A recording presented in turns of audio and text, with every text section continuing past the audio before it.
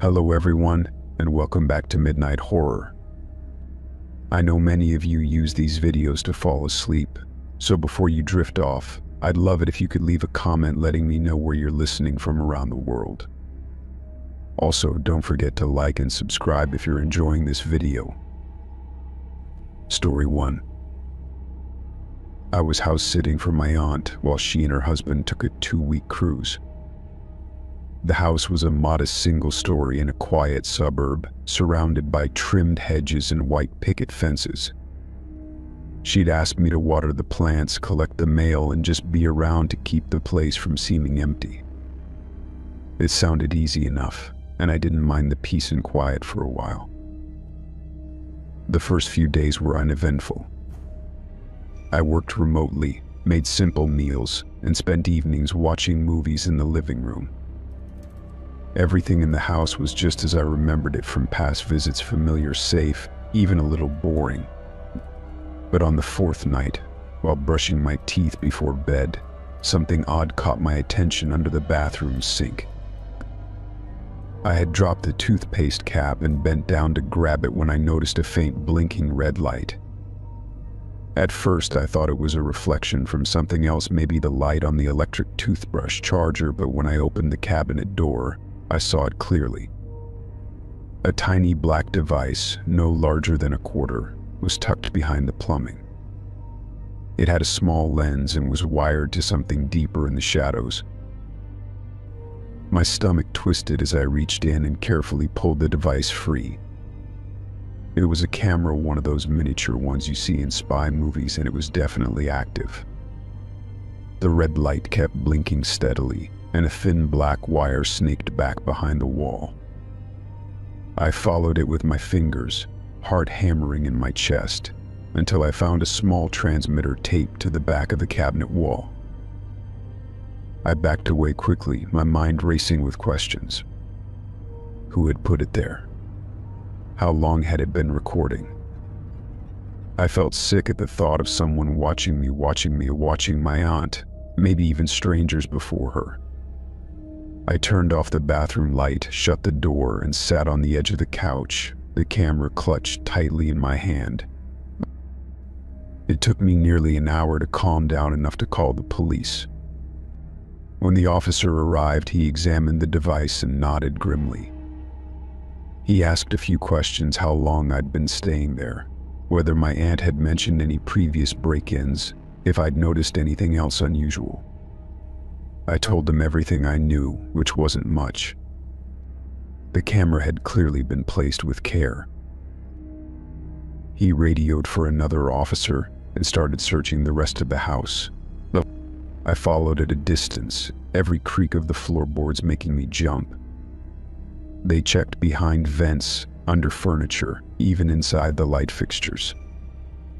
They didn't find any more cameras, but the one was enough to disturb me deeply. It had been positioned perfectly to face the toilet and shower. Later, when we sat down at the kitchen table, the officer told me something that made my skin crawl. "You're not the first," he said quietly.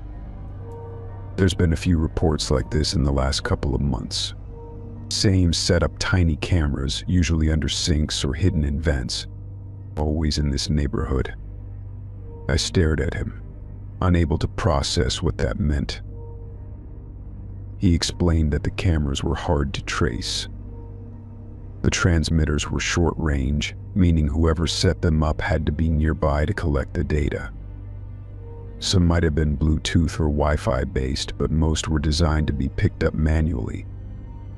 He didn't say it outright, but I could tell he suspected someone local was behind it, someone living in the neighborhood, slipping in when homes were empty or vulnerable. After the officers left, I couldn't sleep. Every shadow looked like movement, every creak a footstep. I locked every door and window, checked them twice, and still I lay awake listening. The safety of the quiet suburb had dissolved completely. The idea that someone might have broken in, moved around silently, and installed that device while my aunt or I was in the house was terrifying. The next morning I called my aunt and told her everything. She was horrified and confused, saying she'd never noticed anything suspicious. She swore she always kept the doors locked and hadn't had any recent maintenance or visitors. I could hear the fear in her voice, even across the crackling cruise line connection. She told me to stay safe and said they'd cut their trip short to come back early. I couldn't bring myself to stay in the house for the rest of the week. I packed a bag and went back to my apartment, checking every room as if someone might have followed me there. Even then, the feeling didn't leave. I started wondering if someone had been watching not just the bathroom but everything, tracking routines, picking the right time to enter. It wasn't just about footage. It felt more personal than that. A few days later, I got a call from one of the officers who had visited the house. He told me they were working with a task force to investigate the neighborhood incidents. Apparently, some of the transmitters had shared design features that hinted at a single person manufacturing and placing them. One resident had even spotted a man leaving a neighbor's backyard in the middle of the night, but he vanished before police arrived. That same week, another house down the street reported finding a hidden camera inside a bedroom air vent. The setup was nearly identical. The only pattern they had so far was that the homes were all relatively unguarded, either occupied by elderly residents, vacationing families, or in my case, someone house-sitting. Whoever it was, they knew how to pick easy targets and vanish without a trace. I started researching hidden cameras, trying to understand how common this really was. What I found disturbed me even more. There were entire forums dedicated to installing and hiding surveillance equipment in homes. People traded tips on how to avoid detection, how to blend transmitters into existing electrical lines, even how to remotely wipe recordings. It wasn't just a one-off creep, it was a whole subculture. I kept in touch with the officer over the next few weeks. Every now and then, I'd get an update: another camera found, another neighbor shaken. But they still had no solid leads, no arrests, nothing beyond suspicion. The fear didn't fade with time. Even when my aunt returned and changed all the locks, installed cameras of her own, and brought in a security consultant, the damage had already been done. That house never felt the same again. My aunt became visibly more anxious, locking up earlier each night, jumping at every sound. She removed every vent cover, checked inside every cabinet, even replaced the bathroom mirrors. It was like living under siege, and I couldn't blame her. I did the same thing in my own apartment after that, just in case. It's been months now, and there's still no resolution.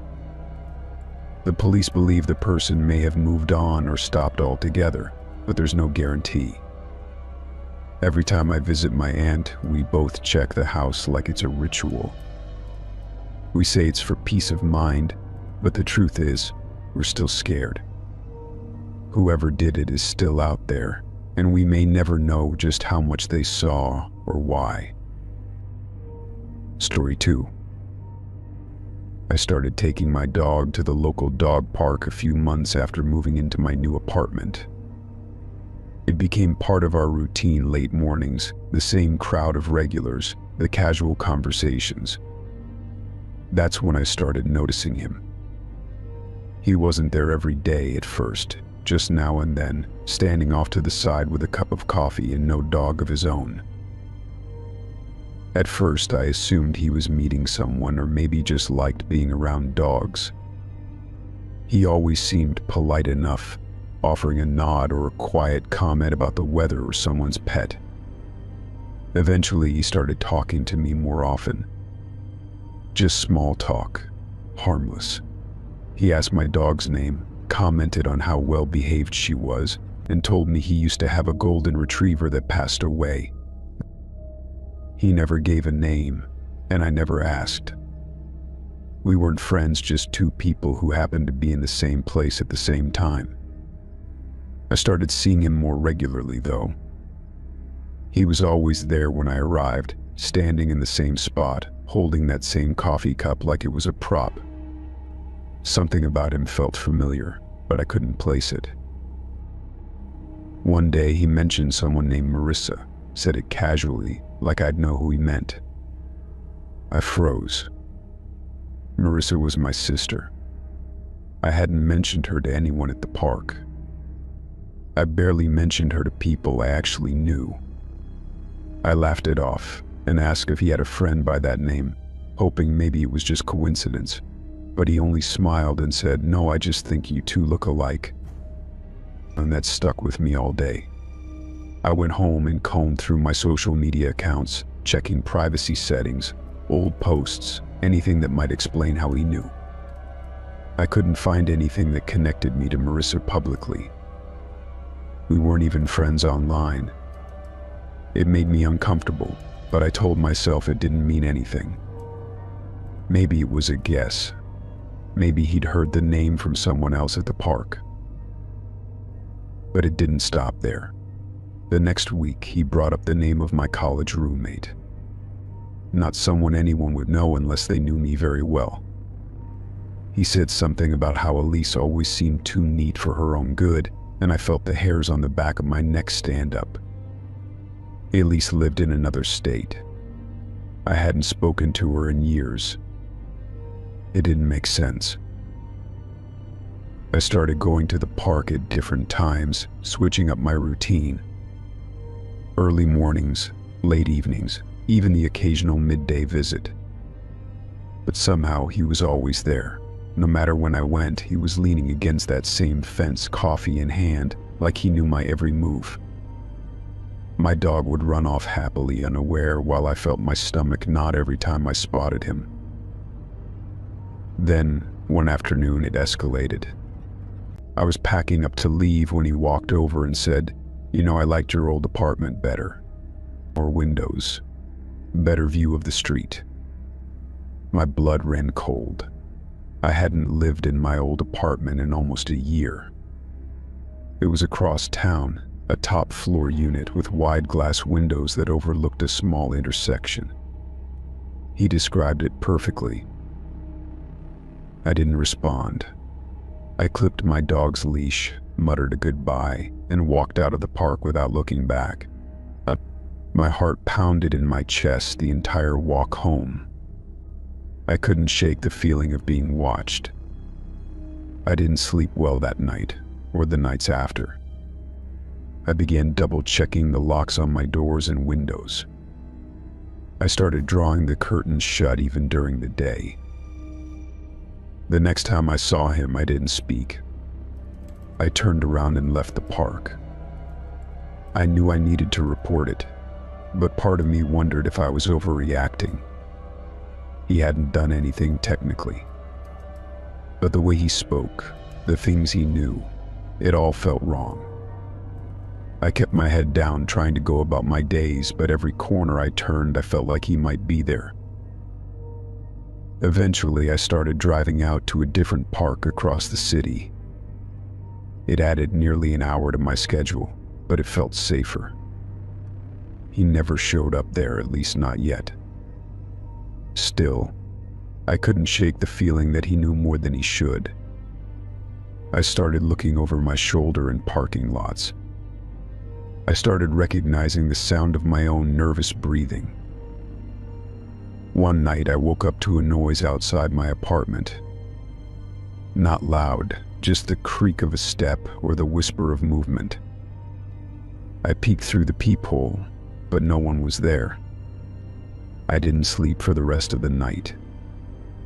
The next morning, I found a coffee cup placed neatly at my doorstep. No note, just the cup. That was the breaking point. I called the police and filed a report. They took it seriously, asked for descriptions, reviewed security footage from the complex. I didn't have a name, just a face and a vague sense of dread. The footage showed someone standing outside my building around 2 a.m., but the angle was off, and the figure kept their face turned away. The officer I spoke to said they'd patrol more frequently around the area and suggested I think about installing additional security. I bought cameras the next day, one for the front door and another for the balcony. I checked them constantly, obsessively, waiting for something to show up again. For days there was nothing, just the quiet sound of life moving on. Then one night I checked the footage and saw him, standing at the edge of the camera's view, just beyond the reach of the motion light. He was staring at the building, not moving, not doing anything, just standing there with that same coffee cup in hand. He stayed for almost 15 minutes before walking away. I showed it to the police, but there wasn't much they could do without a name or more evidence. I stopped going to any parks after that. My dog missed the routine, but I couldn't take the risk. I changed my number, updated all my social media settings, started using a P.O. box for mail. I felt like I was closing my life off piece by piece, locking every door behind me. Every time my phone buzzed, I flinched. Every time I saw a stranger on the street, I looked twice. I never saw him again after that night on the camera. Maybe he got bored. Maybe the police presence scared him off. Maybe he found someone else, but the fear didn't go away.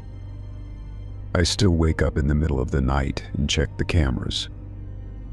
I still avoid crowded places where faces blur and familiarity is a threat. Sometimes I wonder how long he'd been watching, how much he knew. I think back to every moment I felt eyes on me and brushed it off. I think about all the windows in that old apartment and how easy it would have been to see inside. I try not to dwell on it, but there are days when I catch myself watching shadows move behind me, wondering if he's still there. Waiting. Story 3. I worked the early shift at a small neighborhood dry cleaner, the kind of place where customers handed off bundles of shirts with minimal conversation. Most people came in for business attire, stained jackets, or the occasional delicate fabric, but one man stood out. He came in like clockwork every other Thursday with an armful of dark-colored clothing, always with deep stains that didn't quite look like coffee or wine. His expression never changed, calm, detached, almost robotic, and he never stayed long enough for idle chat. At first, I didn't question it. People stain their clothes all the time, and it's not my job to ask how or why. But the stains never had a strong smell, and they were always in odd places down the sides, near the cuffs, sometimes in streaks across the back. The items were always dark navy, black, charcoal gray, and they always looked expensive. I'd mark them, tag them, and throw them in the back with the rest, trying not to overthink it. One day, the man dropped off a long coat heavier than his usual selections. He barely made eye contact as he handed it over, then turned and walked out without saying a word. As I moved the coat to the processing rack, something shifted in the pocket, and I paused. It felt heavier than usual. At first I thought it was a wallet or keys, but when I reached in, my fingers closed around a small plastic rectangle. I pulled out a disposable phone, cheap, burner style, with a scratched-up screen and worn buttons. It was still on, dimly glowing, and I hesitated. I knew I should have turned it in to the manager or maybe just dropped it into Lost and Found, but something about it gnawed at me. I stepped into the back room, away from the security camera above the front counter, and scrolled through the messages. They were recent. The last one had been received just 2 hours ago. Most of them were short, clipped, and cold. Cleanup complete. Next drop tomorrow. No witnesses. I stared at the words, each one like a punch to the chest. The further I read, the darker they got. Blood everywhere. Gloves didn't help. Dumped behind the mill. Same spot. He screamed for too long. My hands were trembling. I dropped the phone onto the table and backed away like it might bite me. I wanted to believe it was some kind of twisted prank, or maybe part of a screenplay someone was working on. But the tone, the precision of the messages, it felt real. I glanced toward the front counter, half expecting the man to reappear and demand the phone back. I knew I should have gone straight to the police, but I didn't. Not yet. Instead, I tucked the phone into a small envelope and stuffed it into my backpack. I spent the rest of the day on edge, jumping every time the door opened or someone cleared their throat too loudly. When the coat was cleaned, I rechecked every pocket before returning it, making sure nothing else was hiding in the seams. That night I barely slept. I kept playing the messages over in my head, wondering if I'd misread them or misunderstood something. But each time I revisited them, the implication was the same: someone had been hurt, or worse. I knew I couldn't sit on it forever. I planned to go to the police the next morning. I never got the chance. The next day, the man came back. He was early, much earlier than usual. I was in the middle of pressing a blouse when I heard the chime of the front door.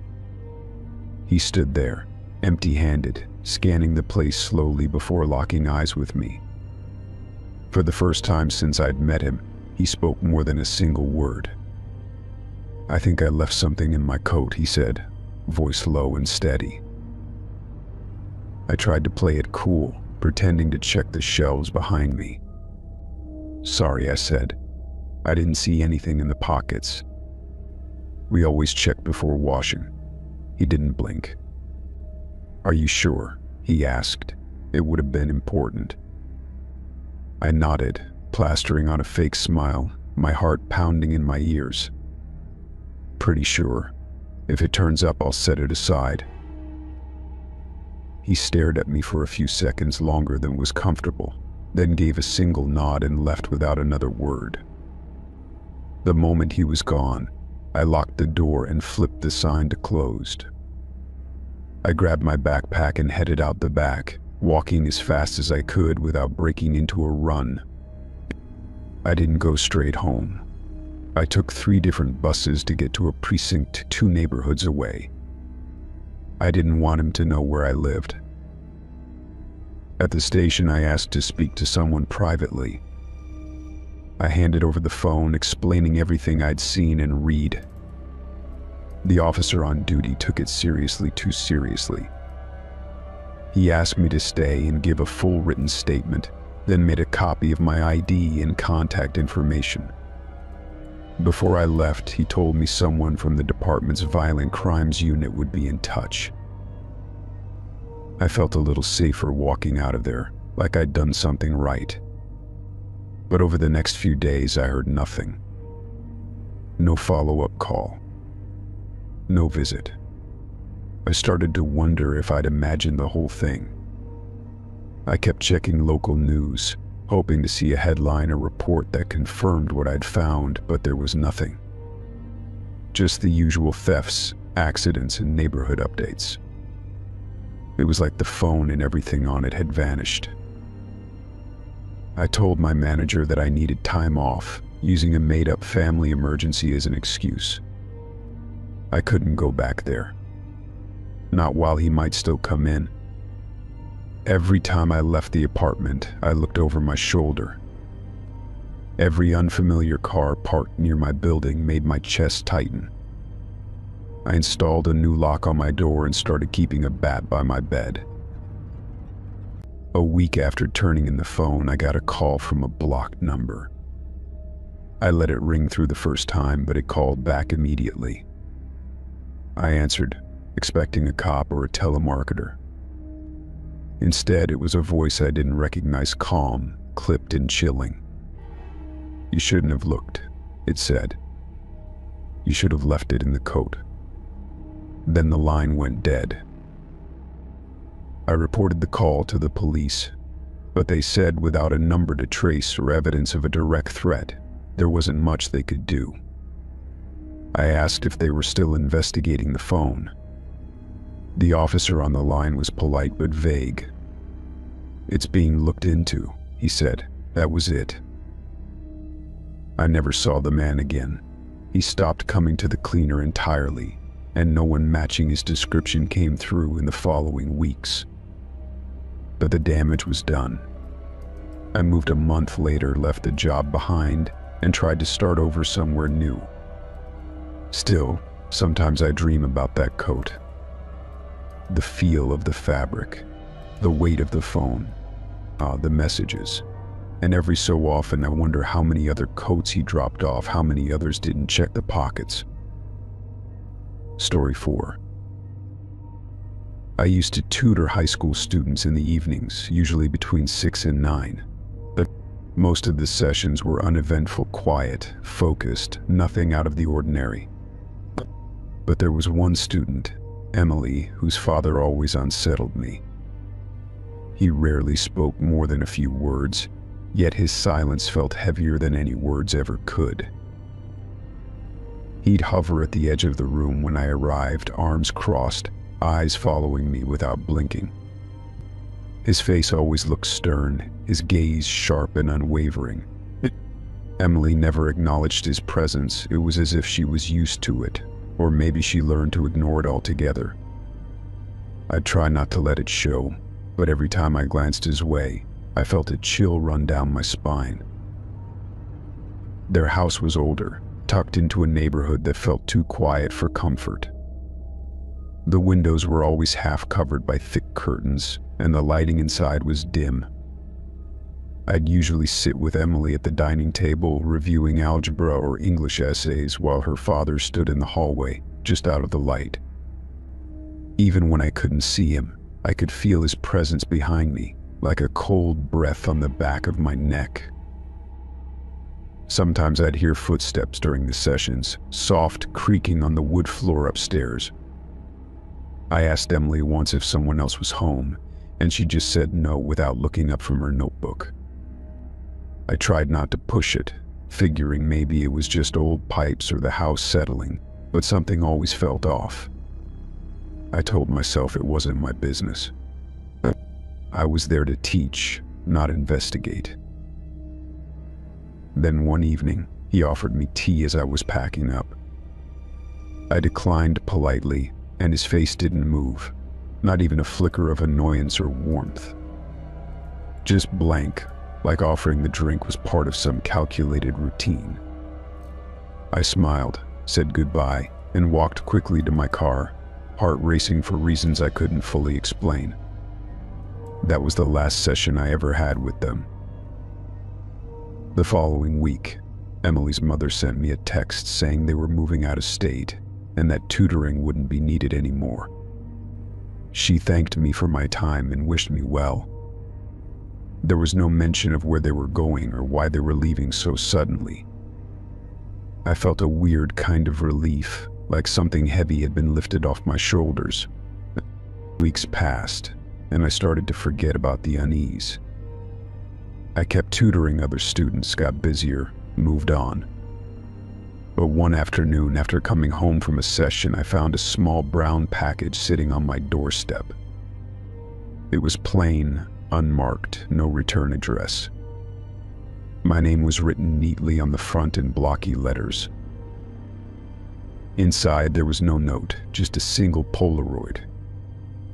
I held it up to the light and felt my breath catch. It was a photo of me, sitting at the dining table in Emily's house, mid-sentence, pointing at something in her notebook. The picture had been taken through the window from outside, the glare of the glass faintly visible. My back was to the window in the photo. I had no idea someone had been out there. I stared at the photo for a long time, trying to understand what it meant. The timestamp in the corner showed it had been taken during one of our last sessions. I remembered that night well. Emily had seemed distracted, and I'd caught her glancing at the window once or twice. At the time, I thought she was just bored. Now I wasn't so sure. I looked at the envelope again, double-checked for any note, any clue. There was nothing else. No handwriting, no postage, just my name and that photo. I didn't recognize the handwriting, but it didn't matter.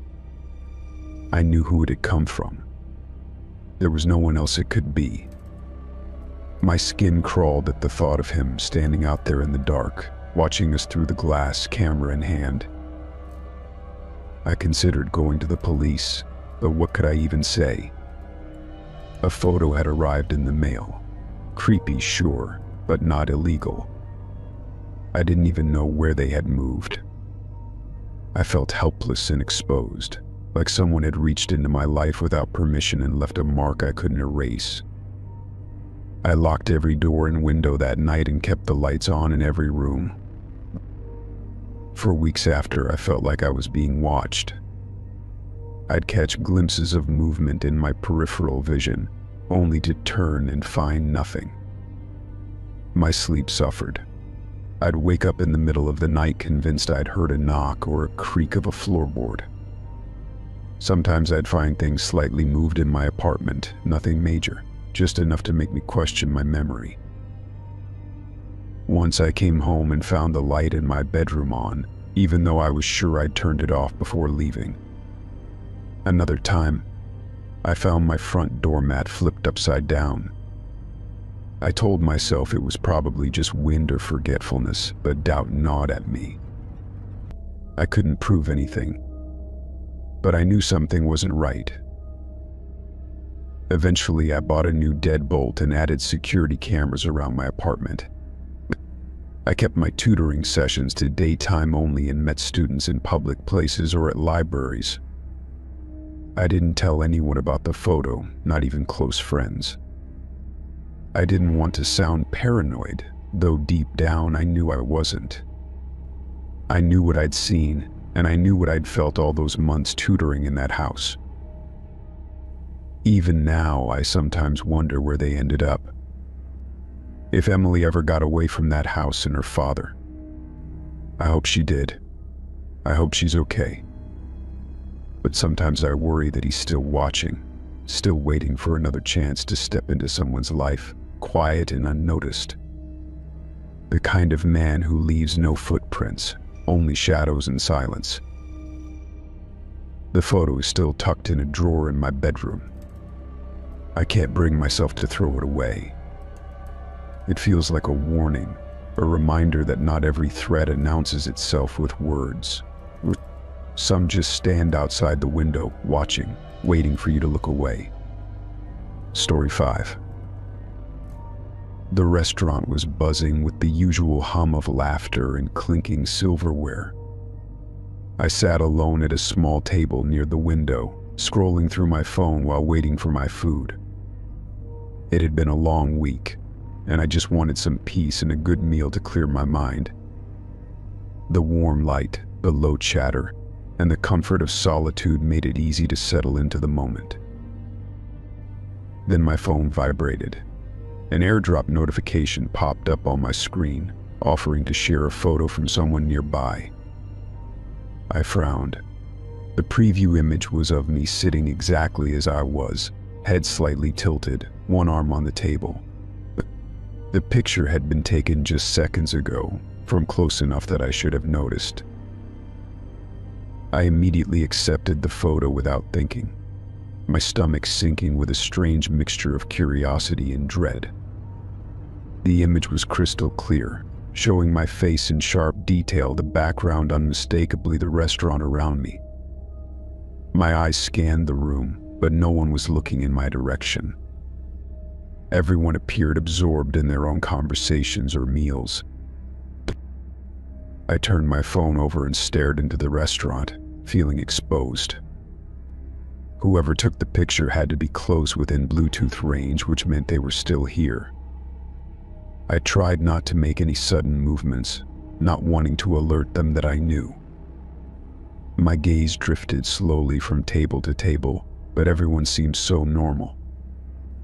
A couple whispering over wine, a family with 2 noisy kids, a group of coworkers celebrating something with champagne. I felt a tightness grow in my chest as the reality sank in. This wasn't an accident. Someone had targeted me. I thought about leaving, but something about the picture kept me frozen in place. It wasn't just the image itself, it was the timing, the precision. The message was clear. Someone knew where I was, and they wanted me to know they were watching.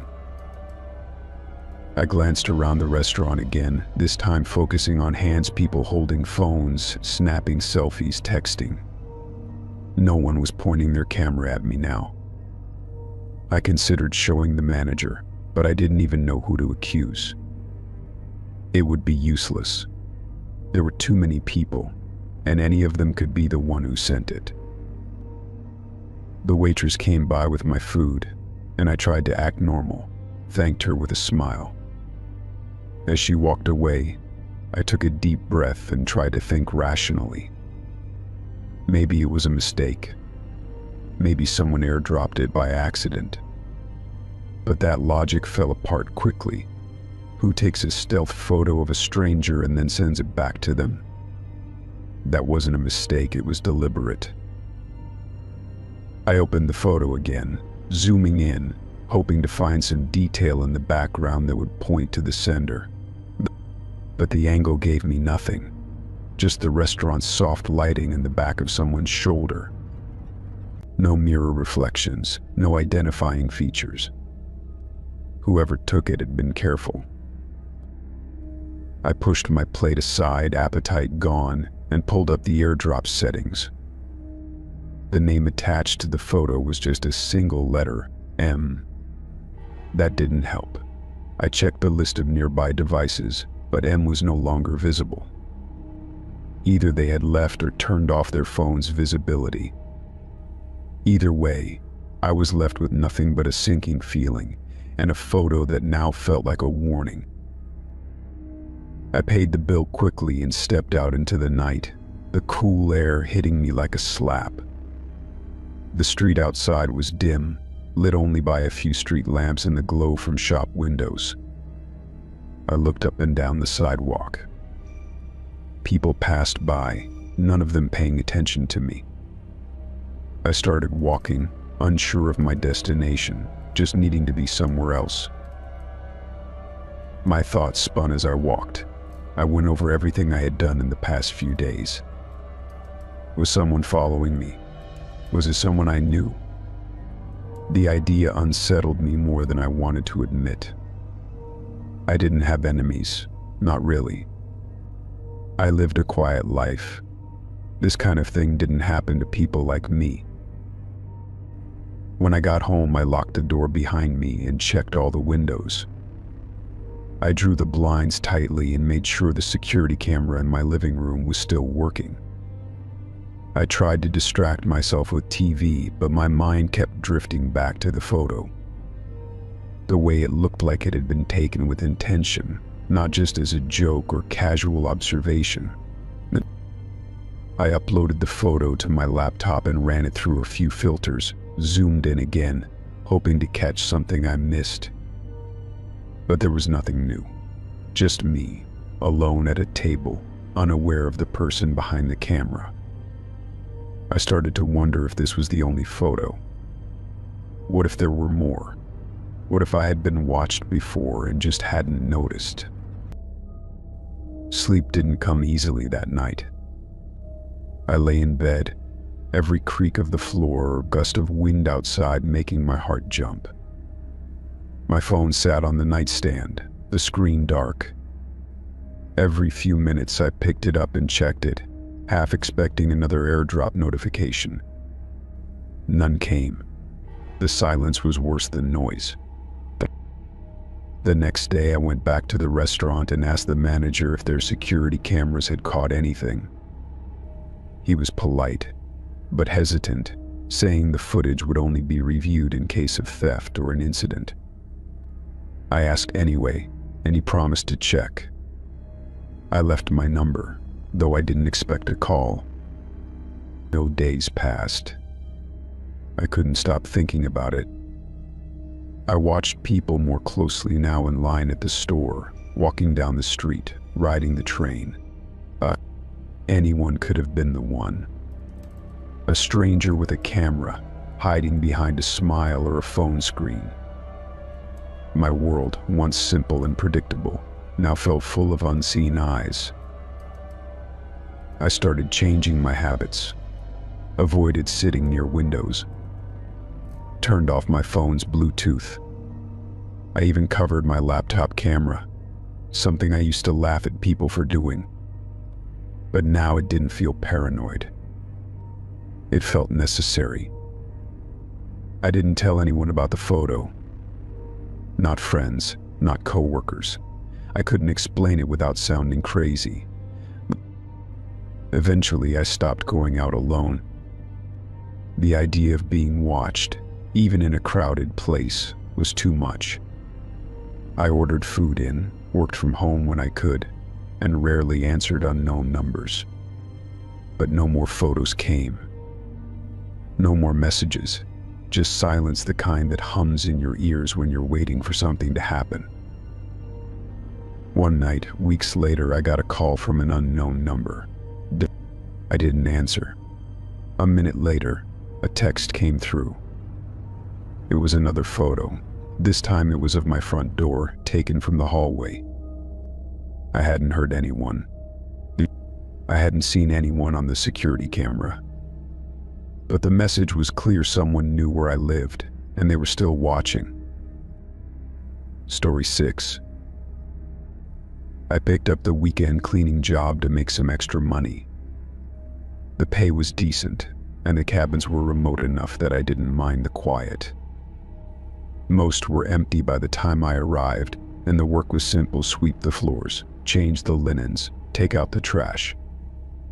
The owner gave me a key to each unit, along with a warning to stay out of any locked doors.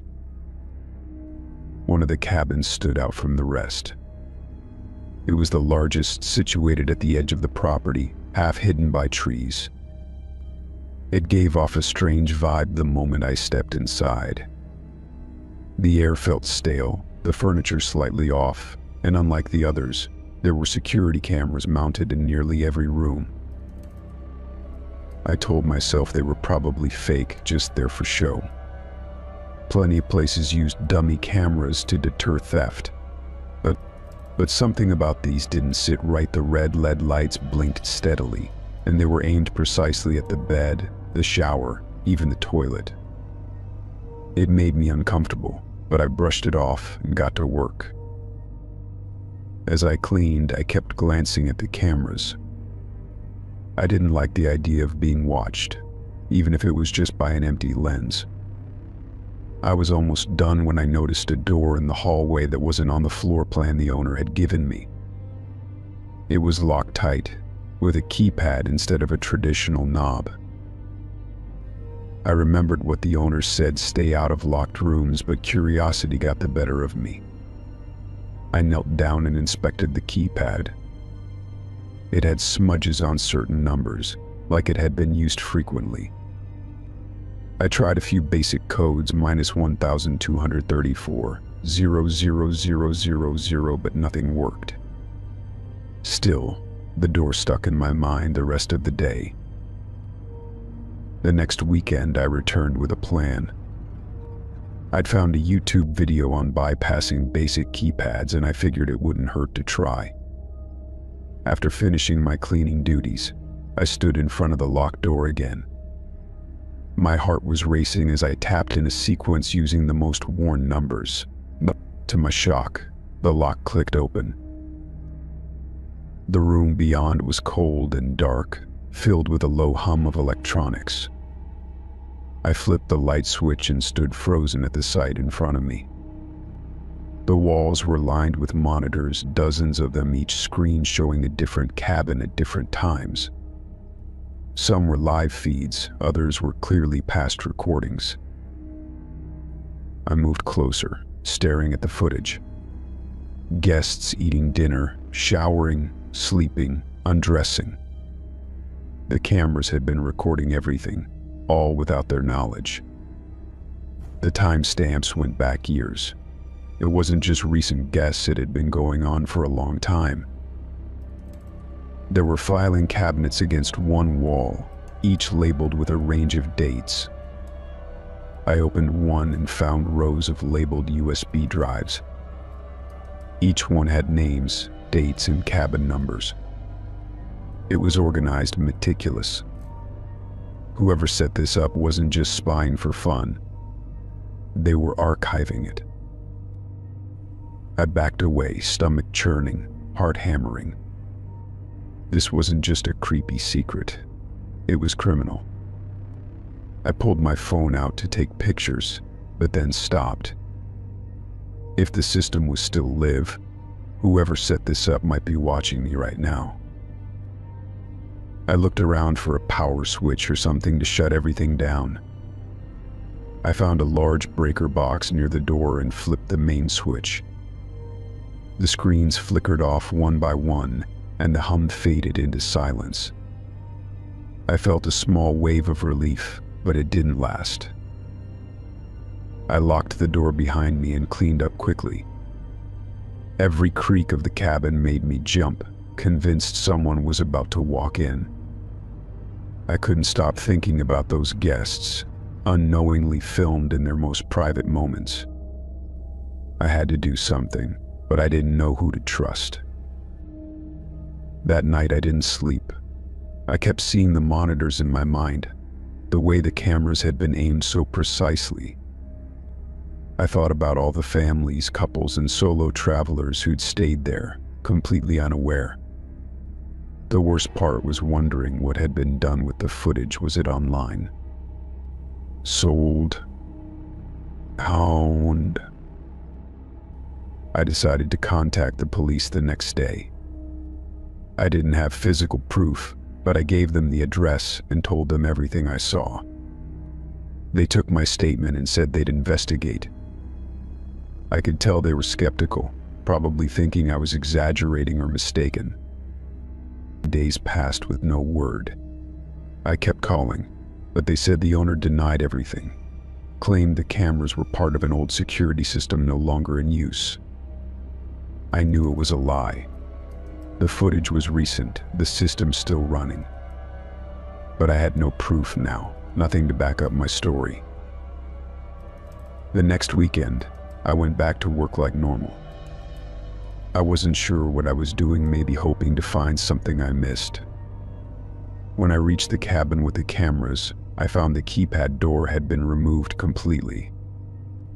In its place was a blank wall, freshly patched and painted. Panic set in. The monitors, the footage, the USBs, it was all gone. Erased. Covered up. It was like it never existed. I checked the rooms again, but even the cameras were gone now, removed from their mounts. It was too clean, too fast. I called the police again, desperate, and they told me the case was closed. No evidence, no crime. I knew then that someone had gotten ahead of me. They'd cleaned up, hidden the truth before anyone could dig deeper. I felt sick with helplessness. I quit the job that same day. I didn't want to be anywhere near those cabins again. But I couldn't let it go either. I kept thinking about the people who'd stayed there, about the footage that might still exist somewhere. I thought about the locked room, the methodical way it was set up. Sometimes I wonder how long it would have continued if I hadn't opened that door. Or if it's still happening somewhere else, in another place with another cleaner. I wish I had taken pictures, recorded proof, anything. But in that moment, fear kept me frozen. Now I check every room I stay in. I scan for cameras, hidden lenses, strange devices. I tell people my story, even if they look at me like I'm paranoid. Because once you've seen something like that, it never leaves you. You never feel safe again. Story 7. I found the baby monitor at a garage sale down the street, tucked between a pile of stuffed animals and a few old toys. It looked a little worn but still functional, and for $5, it felt like a good deal. My wife and I had been preparing for the baby's arrival, trying to save wherever we could. The seller, a middle-aged woman with tired eyes, didn't say much when I picked it up, just nodded and took the cash. That night, after setting up the crib and organizing the nursery, I decided to test the monitor. I plugged in the base unit in the baby's room and took the receiver with me to the kitchen. At first, it was nothing but static and the occasional crackle of interference. I adjusted the antenna, fiddled with the volume knob, and waited for the signal to stabilize. Eventually, the white noise evened out and I heard the soft hum of the monitor working. I leaned back in the chair, sipping coffee, satisfied that it was doing what it was supposed to. But just as I was about to turn it off, a voice came through. It wasn't a baby's cry or a parent's whisper. It was low, almost like a growl, but clear enough to understand. "You're not the family I wanted." I froze, my hand still holding the receiver. The voice didn't continue. There was no background noise, no explanation, just those 6 words. I stared at the monitor for a long time, waiting to hear more, but it returned to silence. Maybe it was picking up someone else's signal, I thought. Old monitors sometimes caught stray frequencies from nearby devices. I tried to shake it off. I checked the baby's room, even though it was still empty. The crib was untouched, the light still softly glowing from the nightlight in the corner. Everything was exactly how I left it. I stood there for a moment, trying to understand why I felt such a sudden chill in the air. The next morning, I mentioned it to my wife. She laughed it off, saying it was probably just interference from a neighbor's baby monitor. Still, I couldn't forget the tone of that voice, disappointed, maybe even angry. No, it wasn't a mistake. Whoever or whatever said it meant those words. I told myself I'd test it again later, just to be sure. That evening, after dinner, I turned on the monitor again. This time I stayed in the hallway, close to the nursery. The signal was quiet at first, just a faint hum of static again. I watched the small green light flicker on the receiver, indicating it was connected. I waited. I waited. And it's passed. Then, just when I thought nothing would happen, I heard the voice again. "You don't belong here." The same voice, same tone, only clearer this time. I felt my chest tighten, the breath catching in my throat.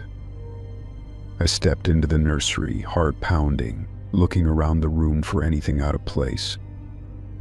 The light flickered slightly, but everything else was still. The monitor in the corner buzzed softly. I unplugged both units and took them into the garage. I didn't want them in the house anymore. My wife asked what I was doing, and I told her I'd just buy a newer one. She shrugged it off, but I could tell she thought I was being irrational. I couldn't explain it properly. There was something wrong with that monitor, something I didn't understand. That night I struggled to sleep. Every sound in the house seemed louder than usual. The creaks in the floorboards, the ticking of the hallway clock, it all felt amplified. Around 2 a.m., I woke to the faint sound of whispering. I sat up in bed, straining to hear. It was coming from the direction of the garage. I grabbed a flashlight and crept through the house. As I opened the door to the garage, the whispering stopped. The monitor was still unplugged, just sitting there on the shelf. I stared at it for a long time, half expecting it to turn on by itself. I backed out slowly and shut the door, locking it behind me. The next day I went back to the garage sale to ask about the monitor. The house looked empty now. The garage door was closed, and a for sale sign had been stuck in the yard. I knocked on the front door, but no one answered. A neighbor watering their lawn across the street told me the family had moved out months ago. I didn't understand. I had bought the monitor from a woman just a few days earlier. I described her, the table full of children's toys, the whole setup. The neighbor looked confused. He said the last people to live there had left suddenly and hadn't come back.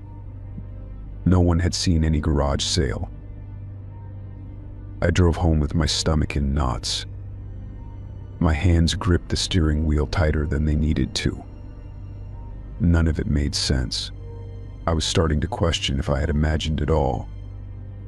But the voice was real. I had heard it, twice, and someone or something had spoken to me through that monitor. That night, I went into the garage again and picked up the receiver. Against every instinct telling me not to, I plugged it in and waited. Static, then silence, then breathing. Soft, shallow breaths filled the speaker, as if someone stood right next to the transmitter, just listening. I felt my throat tighten, fear rising in my chest like a tide. And then the voice returned. I waited. I watched. You were not the ones. I unplugged it immediately, heart racing. My hands were shaking. I threw the monitor into a box, sealed it with tape, and took it outside. I couldn't have it in the house another minute. I drove across town to the nearest dump and tossed the box in a large bin. As it disappeared beneath a pile of discarded electronics and broken furniture, I felt a momentary relief. That night was calm. For the first time in days, I managed to sleep through without interruption. But the peace didn't last. A week later, a package arrived on our doorstep. No return address, just a box. I opened it on the porch with a knife, feeling a terrible sense of déjà vu. Inside was the monitor. The same scuffed plastic, the same blinking green light. It was turned on. My wife asked where it had come from, and I had no answer. I left it on the porch, closed the door, and walked to the kitchen, trying to figure out what to do next. Then from the other room I heard the voice again, muffled but unmistakable. You can't throw me away. I've chosen you. I didn't tell my wife. I took the monitor to the edge of town that night and buried it. I made sure no one saw me, made sure the hole was deep enough. I walked away without looking back, hoping that would be the end. But deep down, I know it wasn't.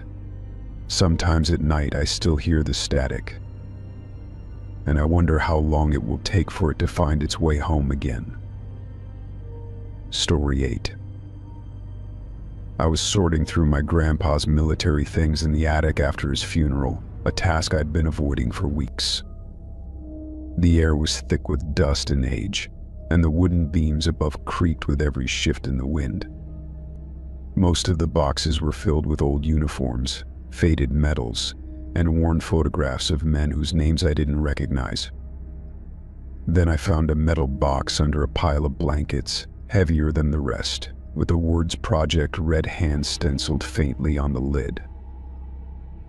Curious, I popped it open and was met with the unmistakable scent of aging paper and oxidized metal. Inside were several folders, stacks of grainy surveillance photos, and unmarked cassette tapes. Tucked at the bottom, I found a single sheet of yellowing paper with a list of names typed in capital letters. All of them had been crossed out in thick red ink except for the last one. It was my name. My stomach dropped as I stared at it, the red pen line stopping just short of me. I didn't understand what I was looking at. These names, were they soldiers? Targets? Associates? I had never heard my grandfather speak of anything called Project Red Hand. And he wasn't the kind of man to leave loose ends behind. I took the box downstairs, shut the attic behind me, and locked the door. Back in my room, I examined the tapes, wondering if I should even try to play them. They were old and unlabeled, but curiosity got the better of me. I found an old camcorder in another one of his boxes and popped in the first tape, my hands trembling as the machine whirred to life. The footage was grainy and silent. It showed a man, definitely my grandfather, much younger, walking through a forest at night, carrying what looked like a Geiger counter. Behind him, the trees shifted in strange ways, like something large was moving just out of view. The camera jerked violently, as if the person filming had been startled, and then the tape cut to black. The second tape was worse. It featured another man, one I didn't recognize, tied to a chair in what looked like a concrete room. He was speaking, but there was no sound, just flickering subtitles that had been added later. They said it would follow us forever. It doesn't stop. It doesn't forget. Then the screen went black again, and I found myself shaking. I didn't sleep that night. My mind kept returning to the list of names, and especially mine at the bottom. What did it mean? Was I being watched? Had I inherited something more than dusty keepsakes? The next morning, I called my uncle, my grandfather's younger brother, and asked him if he'd ever heard of Project Red Hand. There was a pause on the other end of the line. "Where did you hear that name?" he asked, his tone sharp. "I found a box in Grandpa's attic," I said. It had tapes, photos, a list of names, and mine was on it. There was a long silence. "You need to burn that box," he said finally. "For today, don't ask questions, just do it. And whatever you do, don't play the third tape." That only made me more desperate to see what was on the third tape. When I hung up, I stared at the box again, as if expecting it to start whispering to me. The third tape sat near the bottom, black plastic, worn and cold to the touch. I debated for a long time, but eventually slid it into the camcorder and pressed play. This time there was sound. It started in the same forest as the first tape. There was heavy breathing, the crunch of leaves underfoot, and what sounded like distant radio static. Then the camera focused on something between the trees. A figure, tall, faceless, wearing what looked like a tattered uniform. It stood still for a long time, and then, without moving its legs, it drifted closer. The screen glitched. A voice, my grandfather's, came through, distorted. "It finds you when your name is the last one. It watches. It waits." The figure stopped inches from the lens, and then the tape cut off. I ripped the tape out and threw it across the room, heart pounding. My reflection in the TV screen looked pale and unfamiliar. I wanted to believe it was some elaborate prank or forgotten project, but the fear crawling up my spine said otherwise. Something about that tape felt real. Too real. That night, I woke up to a tapping on my bedroom window. My heart raced as I sat up in bed, staring into the darkness. There was nothing out there, no wind, no branches brushing the glass. Just silence. Then, a second tap. This one louder, more deliberate. I pulled the curtain back, and for a moment, I saw a figure standing in the yard. It didn't move. It didn't blink, just watched. I slammed the curtain shut and didn't look again. The next morning, I packed up the box and drove to an abandoned quarry outside town. I doused the entire thing in lighter fluid and set it on fire, the flames crackling as the tapes melted and the papers curled into ash. I stood there until the last ember died. but it didn't feel like the end. For weeks afterward, I kept seeing things, faces and reflections that weren't mine, shadows that moved without a source. I started dreaming of the forest from the tapes, of my grandfather whispering warnings I couldn't quite hear. I even woke up once with dirt under my fingernails and no memory of leaving the house. I began researching the names on the list, trying to find out who they were. Most of them were untraceable. A few had death certificates, vague and inconclusive. One had gone missing in the 80s during a military exercise. Another had died in a house fire, no survivors, no cause determined. All of them had served with my grandfather at some point. Whatever Project Red Hand was, it had buried itself deep. I started keeping a journal documenting every strange thing I saw or heard. I tried to find patterns, something that might give me an edge. But every time I felt like I was getting close, something pushed back: power outages, corrupted files, even complete memory lapses. I began to understand what the man in the second tape meant when he said it doesn't stop.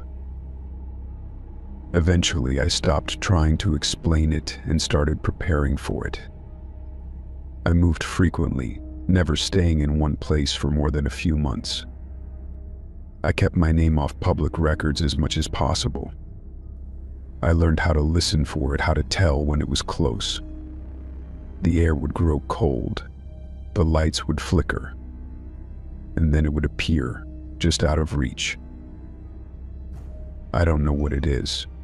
A curse, a remnant of some experiment gone wrong, or something older that my grandfather's unit disturbed. But I know this much: it's tied to the list.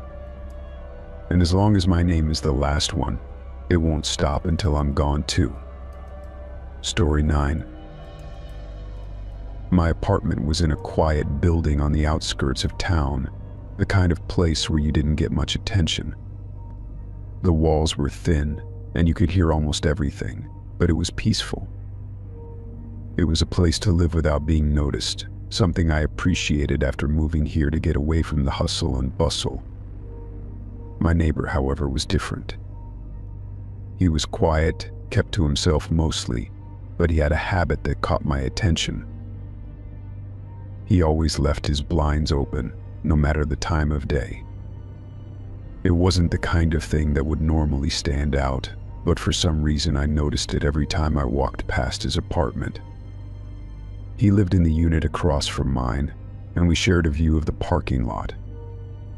The blinds were always drawn back just enough for me to see him moving around inside, going about his business. It wasn't intrusive, but it gave me a glimpse into his life, something I didn't think much of until one night. It was late, around midnight, and I couldn't sleep. I had tossed and turned for what felt like hours, the stillness of the night too heavy for me to rest. I happened to glance out of my window, and there he was, my neighbor, standing in front of the open blinds. He was arguing with someone. It wasn't loud, but I could tell from the gestures and the tension in his posture that it wasn't a casual conversation.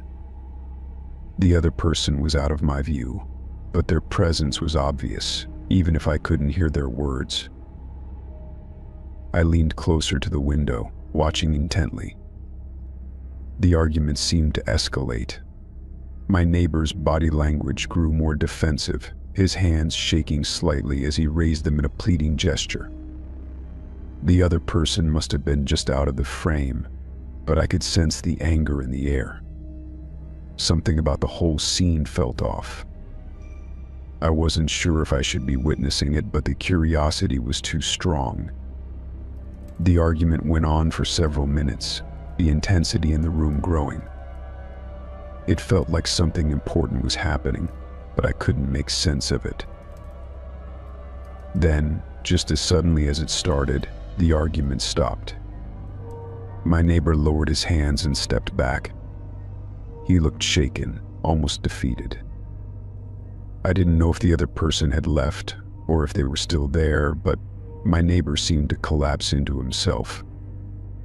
He turned away from the window, disappearing from my view. The room fell into darkness. I waited for a few minutes, wondering if anything else would happen, but the apartment remained still. No sounds of footsteps, no further movement, just the eerie silence of an unresolved situation. I tried to shake off the unease, but it lingered with me the rest of the night. I couldn't stop thinking about what I had seen. Who was he arguing with? What was the nature of their disagreement? I felt like I had witnessed something I wasn't supposed to, but the more I thought about it, the more I realized I didn't know much about him. He had always kept to himself. He never interacted with the other tenants, and I never saw him leave his apartment during the day. In fact, I couldn't recall a single time when I had seen him outside of his apartment, other than those occasional glimpses through the window. The next morning I woke up early, the events of the previous night still fresh in my mind. I didn't expect to see much. Maybe he had just been having a bad night. I assumed he would be gone for work, or perhaps he would stay home and recover from the confrontation. But when I stepped out of my apartment, I noticed something strange. His door was wide open, and there were no signs of life inside. The apartment was empty. The blinds, which were usually pulled open just enough for me to catch glimpses of him, were now drawn tight, completely blocking the view. At first I thought maybe he had left for work early. But as the hours passed and I didn't hear any movement, I began to feel a growing sense of unease. His car, which I was used to seeing parked in the lot every day, was gone. Yet there were no signs of anyone moving out. The hallway was quiet, the apartment still as if no one had lived there in days. I wondered if he had packed up and left, but I never saw him leave. No movers, no boxes, no sign of a departure. Just the eerie absence of someone who had been there the night before. I tried to convince myself that it was just a coincidence. Maybe he was just gone for the weekend, or maybe he had decided to leave suddenly for some personal reason. But deep down, I couldn't shake the feeling that something was wrong. I spent the entire day thinking about what I had seen the night before, replaying the argument in my head. It didn't make sense. Why hadn't he told anyone? Why hadn't I heard anything? It felt like he had just vanished, like he had never been there at all. Days passed and I couldn't get it out of my mind. I started to notice small things. The building was quieter than usual. I never saw any movers or cleaning crews coming in and out of his apartment. No one seemed to be talking about it, as if everyone else had already forgotten he was even there. I asked a few of the neighbors if they knew what had happened, but no one seemed to have an answer. They all just shrugged, saying they hadn't seen him leave. It was as if he had disappeared into thin air. I became obsessed. I spent hours at night watching his apartment, waiting for any sign that someone was still there. I tried to find an explanation, anything that would make sense of the situation. But every time I looked, the apartment remained empty. The blinds stayed shut and there was no movement inside. It was as if the argument the night before had never happened, like it had all been a figment of my imagination. Weeks went by, and life in the building returned to its usual routine. I still couldn't shake the feeling that something was wrong. Every time I passed his apartment, I couldn't help but glance at the empty door, hoping to find some clue, some sign that things were normal. But there was nothing. His apartment remained vacant, like a hollow shell. I started to wonder if anyone else had noticed. Had I been the only one who had seen him? Was it all in my head? Or had I witnessed something that wasn't meant to be seen, something that led to his disappearance? I couldn't stop thinking about it. But no matter how much I tried, I never saw my neighbor again. And I never got the answers I was looking for. The apartment stayed empty, and the blinds were always drawn shut, just as they had been before. Story 10. The job came out of nowhere, a short-term temp position at a medical supply company tucked in an industrial park just outside the city. The pay was decent, the hours were manageable, and I figured it would be a quiet few weeks of filing inventory reports and stacking boxes. On my first day, I was shown around the facility by my supervisor, a tall man named Greg, who wore a crisp white shirt and never seemed to blink enough. He spoke quickly, running through policies and safety rules, but there was an edge in his voice, like he was always keeping something just under control. The warehouse was larger than I expected, clean but oddly sterile, like a hospital without the patients. Rows of shelves stretched out in every direction, stocked with gloves, syringes, bandages, and sealed boxes of equipment. My job was simple: scan incoming shipments, verify the order numbers, and file the data into their system. The employees mostly kept to themselves, offering polite nods but rarely speaking more than a few words. Greg was the only one who spoke to me at length, and even then, it was all business. After a few days of settling into a routine, I started to learn the layout better. Most of the rooms were clearly marked inventory storage, cold storage, offices, and the break room. But there was one hallway I hadn't explored fully, tucked behind a stack of unused shelving units. It wasn't on the floor map I had been given, and I only noticed it because I saw one of the warehouse workers slip through it quietly one afternoon. My curiosity got the better of me, and during my lunch break, I decided to take a closer look. The hallway was narrow and dimly lit, with a faint hum coming from somewhere beyond. At the end was a plain metal door, unmarked and closed tight. I tried the handle, and to my surprise, it wasn't locked. Inside, the temperature dropped sharply. The room was much colder than the rest of the building, and it was filled with long metal shelves. On them sat dozens of white coolers, all identical, neatly labeled with black marker. Each cooler had a date and a set of initials written on the lid. I took a few steps in, my breath fogging slightly in the chilled air. The room smelled faintly of bleach and something else, something harder to place. I reached out and gently touched one of the coolers, feeling the condensation on the surface. It was colder than it should have been, like whatever was inside needed to be preserved long term. I glanced around, noticing a small security camera in the corner of the ceiling, its lens pointed straight at the shelves. Before I could lift a lid or get a closer look, I heard someone behind me. I turned quickly, heart jumping, and saw Greg standing in the doorway, his expression unreadable. He didn't raise his voice, didn't yell or scold. He simply said, in a tone that was too calm, "You're not supposed to be in here." I stammered something about being lost, but he just stepped aside and motioned for me to leave. We walked back toward the main floor in silence, and once we were out of the hallway, he stopped and looked at me. "That room isn't part of your job," he said, his eyes fixed on mine. "You don't go in there again. Understand?" I nodded quickly, the unease settling deep in my chest. He didn't elaborate, and I didn't ask questions. But from that moment on, I felt the atmosphere around me change. The rest of the staff seemed more distant after that, almost as if they knew I had been somewhere I shouldn't have. I caught them watching me occasionally, their eyes darting away when I looked back. Greg still spoke to me when needed, but his tone was colder, more clipped. I tried to focus on my work, but that room haunted my thoughts.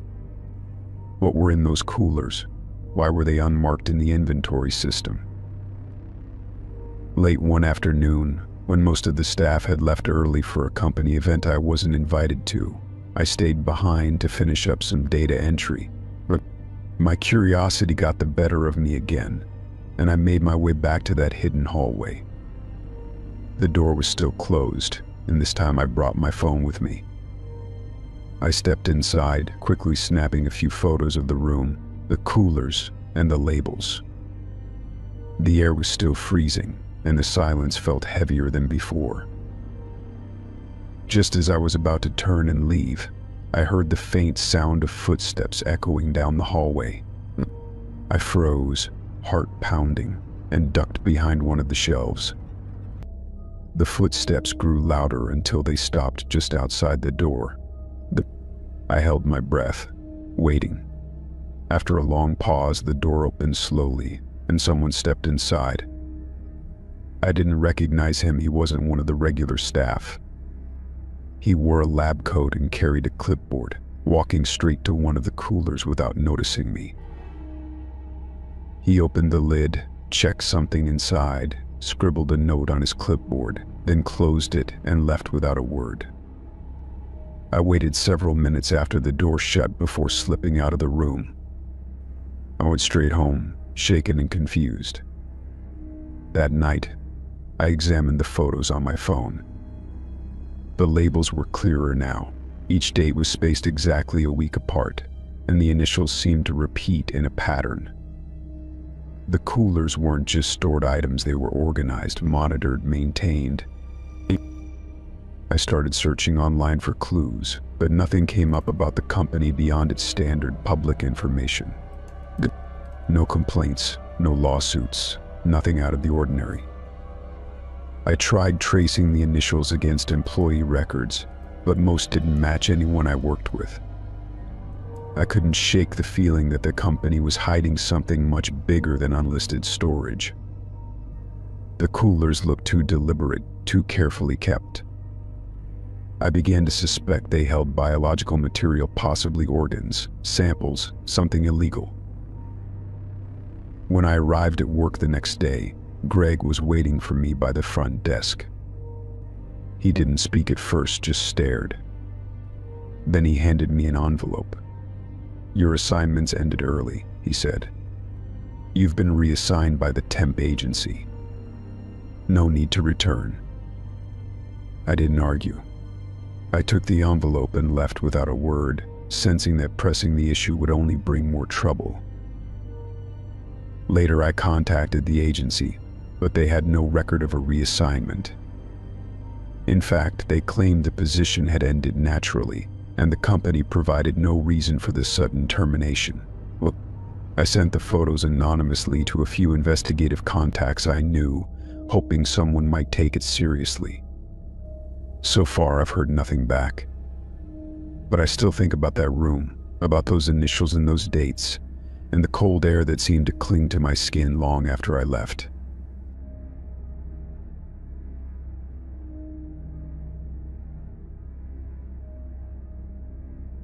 Story 11. The new tenant moved in next door in early spring. He was a quiet guy, probably in his late 20s, with dark hair and a reserved demeanor. At first, I didn't think much of him. He kept to himself, never causing any disturbances, always coming and going at odd hours, typical for someone with a busy schedule or a job that required unpredictable hours. I figured we'd exchange pleasantries once in a while, but nothing more. It wasn't until about a week after he moved in that I noticed something strange. I was walking back to my apartment one evening when I saw him standing by my mailbox. At first, I thought he was just getting his own mail, but then I saw him glance down at my box before walking away. It struck me as odd, but I didn't think too much of it at the time. People sometimes use others' mailboxes if theirs are full or broken, I told myself. It was probably nothing. The next morning, I checked my mailbox, expecting a couple of bills and some junk mail. But when I opened it, everything was gone. No letters, no flyers, no advertisements, just an empty space. My first instinct was that the mail had been delivered late, or maybe I'd missed it the day before. But when I checked the mail again later in the day, nothing had arrived. That's when a strange, uneasy feeling settled in my stomach. A few days passed without incident. I thought maybe I was just overreacting. Then one morning, as I opened my front door to leave for work, I found a note stuck to my doorknob. It was small, handwritten, and it looked like it had been carefully placed there, not crumpled or thrown. The handwriting was neat, almost too neat, and the words sent a chill through me. I know your schedule. My heart dropped into my stomach. For a second I stood there, frozen, staring at the note, wondering if it was a prank or something more sinister. I couldn't think of anyone who would want to scare me like that. It was so personal, so direct. I wasn't sure if I should be alarmed or just brush it off as the work of someone with too much time on their hands. I went about my day in a haze, distracted by the note. I couldn't shake the feeling that someone was watching me. The note hadn't said anything specific, but knowing that someone knew my schedule, my routine, felt like an invasion of privacy. I kept thinking back to my new neighbor and the way he had looked at my mailbox that day. Could it be him? Was he somehow involved in this? That evening I returned home to find the note still on my door. My mind raced, and I found myself doubting everything. Was I being paranoid, or was someone really watching me? I decided to confront the new neighbor the next morning. I had no proof, nothing concrete, but I had to know if he was involved. I knocked on his door around 8 o'clock, hoping to catch him before he left for work. When he opened the door, he greeted me with a polite smile, as if nothing was wrong. I tried to keep my voice steady as I asked him if he'd seen anything unusual around my mailbox or door recently. He paused for a moment, as though considering my question carefully. "No," he said, his voice calm. "I haven't noticed anything."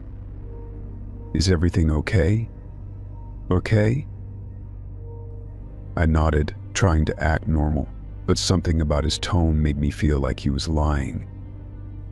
It was too perfect, too rehearsed. But I couldn't exactly accuse him of anything without evidence. I thanked him and left, but I couldn't shake the feeling that he knew more than he was letting on. The next few days felt like an endless cycle of unease. I checked my mailbox obsessively, but nothing ever arrived, and no new notes appeared. I began to wonder if I was simply imagining things. Maybe my mind was playing tricks on me. But then, one morning, as I was walking to my car, I saw my neighbor again. He was standing by my mailbox, looking down at it. This time I was sure he was deliberately looking at my mail. I approached him, trying to keep my voice calm. "You've been looking at my mailbox a lot lately," I said, trying not to sound confrontational. "Is there something you need?" His expression changed slightly, but he quickly recovered. "I was just checking the mail," he said, his voice a little too casual. "Sometimes I think the mail carrier mixes up the boxes. Happens all the time, right?" I wasn't convinced, but I didn't push it further. I said goodbye and walked to my car, but my mind was racing. What was he up to? I couldn't stop thinking about his behavior and the way he seemed so overly casual. Something wasn't adding up. That night I decided to install a small security camera by my mailbox. It wasn't a huge investment, but it gave me some peace of mind knowing I could check on my mail remotely. I also set it up to record, just in case something weird happened again. The next morning, I checked the footage from the camera. I watched the video in slow motion, scanning for anything unusual. At first, everything looked normal. But then around 2 in the morning, I saw something that made my blood run cold. My neighbor was standing at my mailbox, fiddling with the lock. He wasn't just looking at my mail this time, he was taking it. I could see him pulling letters from the box and slipping them into his pocket. I watched in disbelief as he left with my mail in hand, the red glow of the camera's infrared lighting his features. The realization hit me like a ton of bricks. He had been taking my mail for days, possibly even longer, and now I had evidence. The next day, I called the police. When they arrived, I showed them the footage from the camera. They took my statement and assured me they'd look into it. A few hours later, they knocked on my neighbor's door. He wasn't home at the time, but when they spoke to him later, he claimed he had never been near my mailbox. The police, however, had no doubt that it was him. After that, things moved quickly. The police found that my neighbor had been stealing mail from several other houses in the area, including the elderly couple on the corner. The investigation revealed that he had been collecting personal information from the stolen letters, possibly as a way to track people's movements or manipulate them. As the police closed in on him, I felt a strange sense of relief, but also a lingering unease. I had been watched, really watched, in ways I never could have imagined. The note, the missing mail, the quiet, unsettling presence of my neighbor, it was all part of a pattern I hadn't understood until it was too late. Even now, I wonder how long it would have gone on if I hadn't installed that camera. I don't think I'll ever feel completely safe again. Story 12. I had been volunteering at the crisis hotline for a few months when I first received the call. It was late, past midnight, when the phone rang. I picked up, expecting the usual mixture of distressed voices, broken hearts, and cries for help that had become all too familiar. But this call was different. The voice on the other end was steady, calm, even eerily composed. It was a man's voice, low and almost monotone. He introduced himself with only a first name, saying he needed someone to talk to. As I began the usual procedure, asking open-ended questions, he remained surprisingly detached. There was something unsettling in the way he spoke, almost too clinical, too methodical. He described the situation he was in, his circumstances, and it didn't take long before I realized he wasn't talking about his own life. He wasn't even speaking in the present tense. He was recounting an event that had just taken place. A murder. I tried to keep my voice steady, focusing on my training, on how to steer the conversation in a way that might help him open up more. He spoke of a woman, describing her in vivid detail, down to the color of her shoes, the exact location where she had been found. He gave the time of night, the street, and even the weapon used. Everything matched the precise details you'd expect from a crime scene. But when he finished, he didn't seem concerned. In fact, there was a strange calmness in his tone, almost like he was reading from a script. I asked him what he needed help with. He didn't reply immediately, as though my question had interrupted his train of thought. Then, as if it were the most natural thing in the world, he said, "I've just killed someone, and I don't feel anything about it." My stomach lurched. He didn't ask for help, nor did he express any remorse. He simply stated the fact, as though it were a casual observation. There was a long pause. I tried to mask my shock, to stick to my script, asking him why he felt that way and what he needed. But his responses were cryptic, more about the act itself than about any emotion. The details were chilling. He described the woman's body in such vivid detail that I could picture it in my mind. He even went so far as to describe the scene the silence of the alley where it had occurred, the faint echo of footsteps in the distance.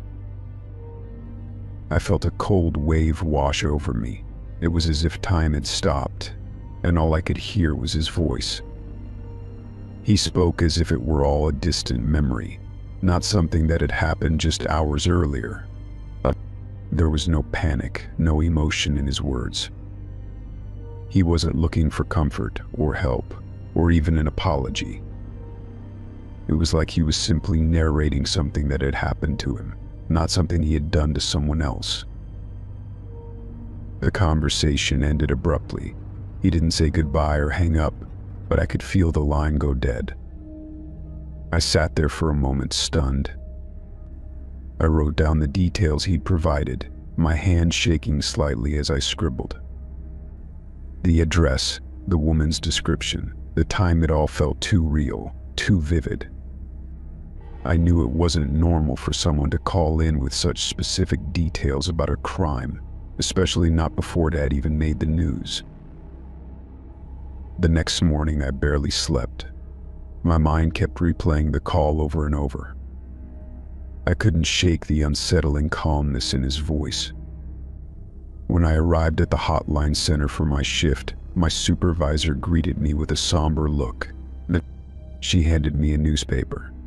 The headline read, "Woman found dead in alley, police investigating murder." My heart sank. The details matched exactly what the man had said. The street, the time, the weapon, all of it. I sat down, feeling numb. I didn't know what to do. Was this man really the killer? Had he somehow known that the murder would be reported, or was there something more to his call? I thought about the police, about the steps I should take. I could contact them, but how would I explain it? How could I tell them that someone had called in and described the crime in detail before it had even been discovered? As the day wore on, the weight of the situation began to press down on me. I kept replaying the call, trying to make sense of it. Had I missed something? Was I supposed to do something differently? I wanted to believe it was just a coincidence, but the more I thought about it, the less likely it seemed. I couldn't shake the feeling that something had been very, very wrong. The next few days passed in a blur. I kept hearing about the murder on the news, the police investigations, the interviews with witnesses. But there was never mention of the caller, no mention of anyone who had known the specifics of the crime before it was public. It was as if that part of the story had been forgotten, erased. I couldn't understand why no one else seemed to be making the connection, but I couldn't shake the feeling that the man had been real, that he had known exactly what had happened. I returned to the hotline, trying to push the experience out of my mind, but it was impossible. Every call after that seemed to be a little more disturbing, a little more unsettling. I found myself second-guessing every conversation, every detail. Was this another call from someone who knew something they shouldn't? Then, one day, I received another call. It was a different voice, a different tone. But the message was the same. The man from before hadn't disappeared. He was still out there, still watching, still waiting for the next time. He never mentioned the murder directly, but his words were laced with the same unsettling calmness, the same detachment. I couldn't help but feel that he was somehow always watching, always listening, waiting for the right moment to reach out again. I started to question everything: the calls, the details, the way he seemed to know things before they happened. Was I just caught in a web of coincidence, or was there something more sinister at play? The doubt gnawed at me, and I couldn't shake the feeling that this wasn't just about helping people, it was about something far darker. And the worst part? I didn't know if I would ever be able to escape it. Story 13. I had only just moved into the house a week before, still getting used to the creaks and groans of an old structure settling in the night. The house was beautiful, a fixer-upper in a quiet neighborhood, perfect for a new start. It had charm, gorgeous wood floors, high ceilings, and a sprawling attic full of forgotten relics from previous owners. On that particular Saturday, I was cleaning out the attic, organizing boxes, and tossing out anything that looked like it hadn't seen the light of day in decades.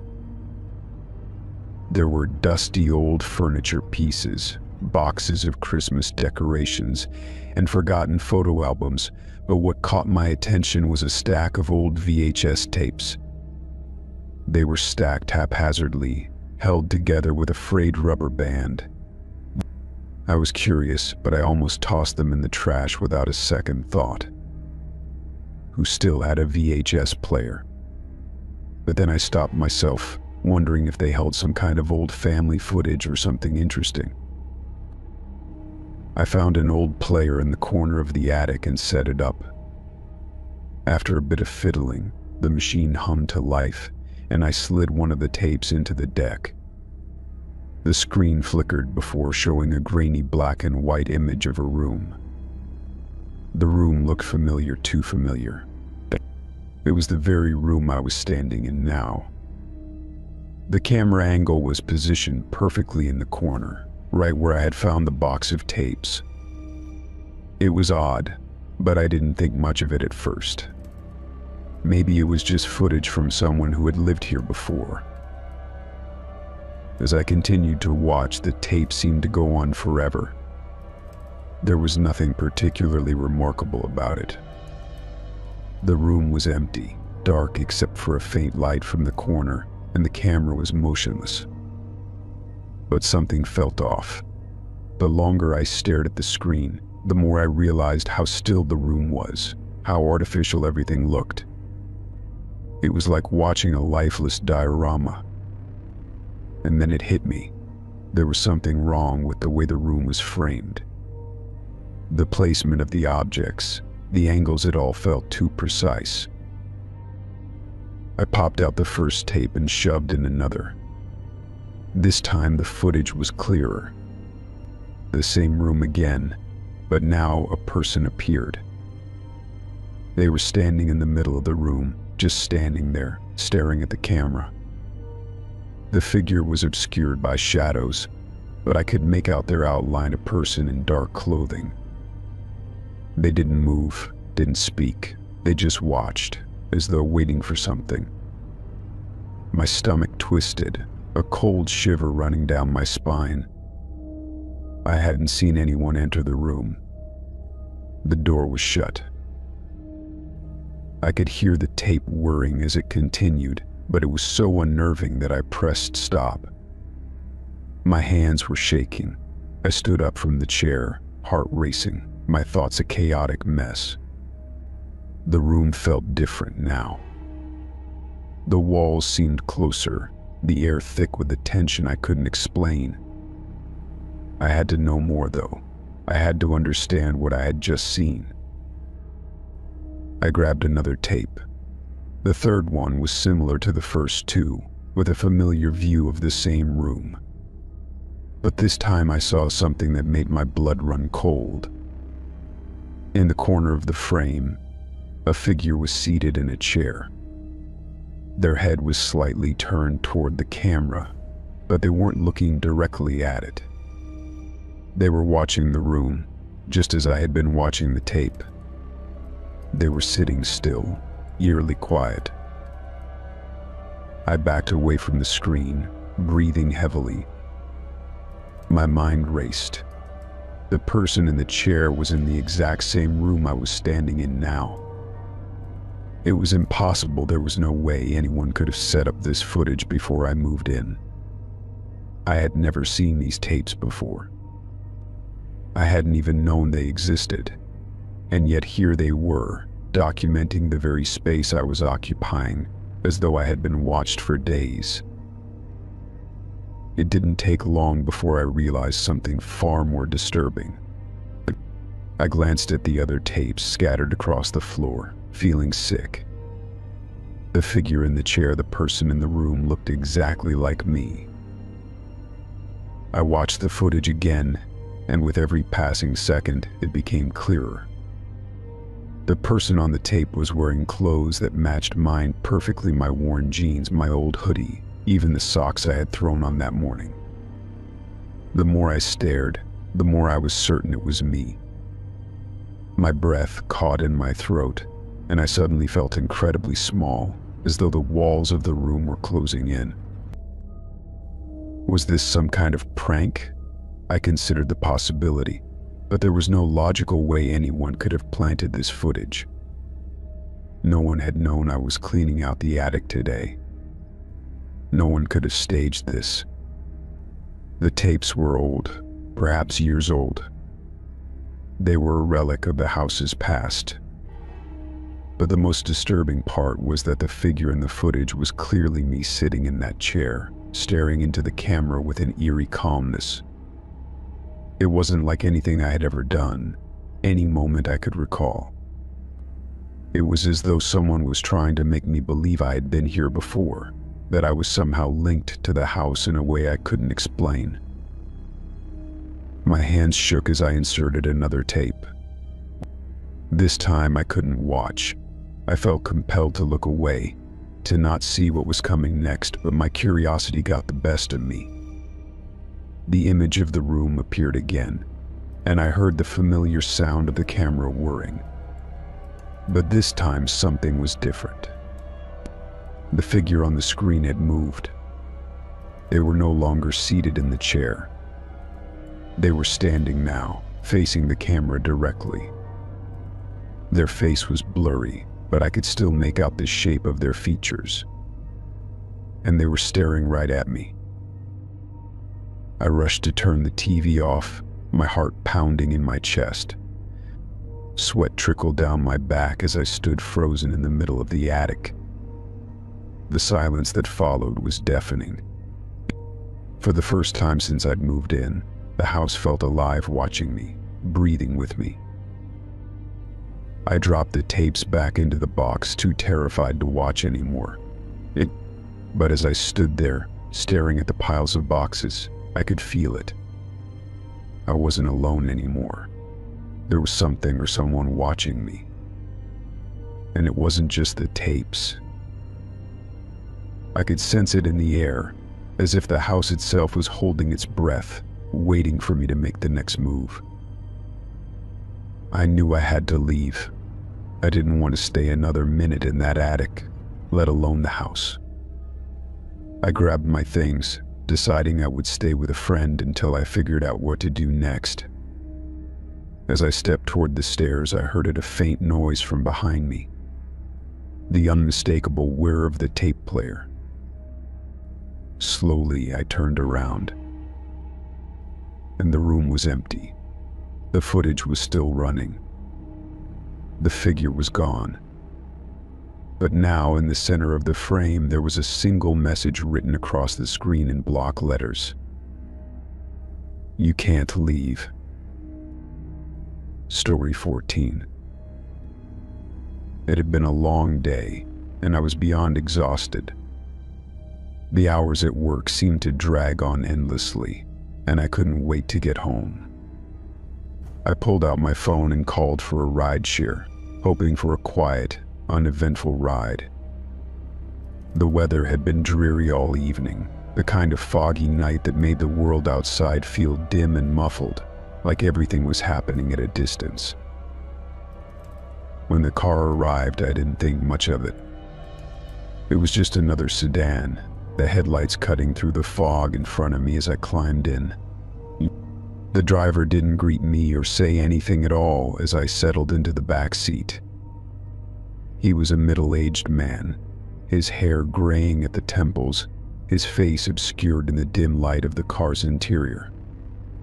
The silence felt heavy, but I was too tired to care. I just wanted to get home. The ride started like any other, the faint hum of the engine and the occasional swoosh of windshield wipers filling the space. The streets were quiet, almost eerily so, with only a few cars scattered along the road. I tried to make small talk, but the driver didn't respond. It wasn't unusual for people to keep to themselves during late rides, so I let the silence stretch out between us. Still, something about the lack of conversation felt off, like the air inside the car was thicker than it should be. I checked the time on my phone. It was past midnight, and the city felt like it was slowly falling asleep. As we passed familiar streets, I thought about how close I was to home. I could almost feel the relief of my bed waiting for me, the warmth of the blankets, the comfort of sleep. But the further we drove, the more it seemed like the city was slipping away. The lights of downtown faded, replaced by darkened industrial areas. I tried to tell myself it was just a different route, maybe to avoid traffic, but unease settled in my stomach. We were on a road I didn't recognize now, and I squinted into the night, looking for something that made sense.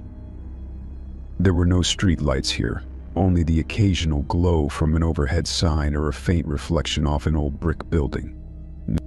The car took a sharp turn, and I looked up to see the silhouette of an abandoned warehouse in front of us. The kind of place you'd expect to see in a post-apocalyptic movie, empty and decaying, the windows boarded up with dark wood. My heart skipped a beat. I sat up straighter, the hairs on the back of my neck prickling. I think you missed my address," I said, trying to sound casual. "This isn't where I live." The driver didn't respond. He didn't even glance at me. His hands were firm on the wheel, his knuckles slightly white, his gaze fixed straight ahead. The silence was overwhelming now. I felt the need to speak again, to ask why we were here, but the words seemed to stick in my throat. Instead, I just stared out the window, the dark shape of the warehouse looming larger as we approached. My mind raced, wondering if this was some sort of mistake or if something more sinister was happening. The car slowed as we entered the parking lot, its tires crunching over the gravel. I glanced around, but there was no one in sight. The parking lot was empty, save for a few rusty, abandoned vehicles tucked into the corners. The air felt heavy, thick with the scent of damp earth and old metal. I tried to remain calm, but panic began to creep in.